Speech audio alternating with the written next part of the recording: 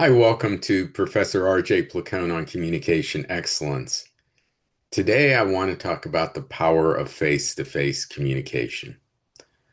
I'm not sure if it was on your bingo card or not, but obviously, we have a friendship apparently developing between President Trump and newly elected mayor of New York, Zohan Mamdani. Yeah, they met face to face yesterday. Things went well. They were complimentary about the meeting and each other, and they have pledged to work together. Now, that comes after both had called the other a lot of names and both viewed the other as a threat to democracy. So, what's different? I think it does highlight, and while this may be a fragile truce, who knows? But I do think it points to the power of face-to-face communication and building relationship. We live in a world that is now so much driven by online communication, where people do things from their basement, say things they wouldn't normally say, do things quickly. Communication requires time. To do it effectively, you have to devote the time to it. And when you're meeting with face to face with someone, you generally have allocated a period of time, even if it's lunch. Hey, let's go to lunch and talk about some things.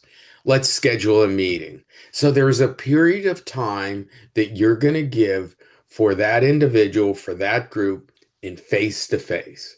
So already there's a chance you could clarify things, bridge differences, and there are fewer distractions. How many of us respond to text while we're watching television, doing something else? I don't send tweets out, but I know a lot of people do. So you start tweeting at God knows what hour, and you might be tired. You might say things that aren't very well thought out. It's like sending that email, and afterwards you regret it. So when you're meeting face to face, usually there are fewer distractions. You're there in the presence of that individual, you're conversing. And you have the power of the nonverbal communications. Nonverbal is such an important component of how messages are transmitted. You can see very clearly if something you have said is unclear to someone, annoys someone. You can clarify. Uh, you could ask them, gee, what did you hear? Is this making sense to you? There's a give and take. And all of a sudden, you're reaching a higher level of understanding just by that back and forth that you're able to do in real time. You're able to ask those questions in real time without pondering on something or creating something that's not really there, wasn't intended by the text, by the tweet, by the email. You're able to clarify by immediately asking the questions, getting the response, asking what if questions, building on ideas.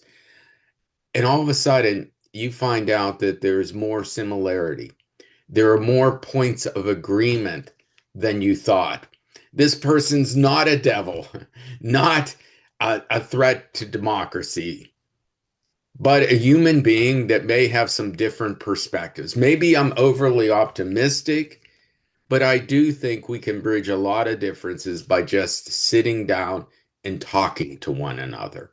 Even if we just agree to disagree, that can be done in a respectful way. So I applaud the two of them for meeting.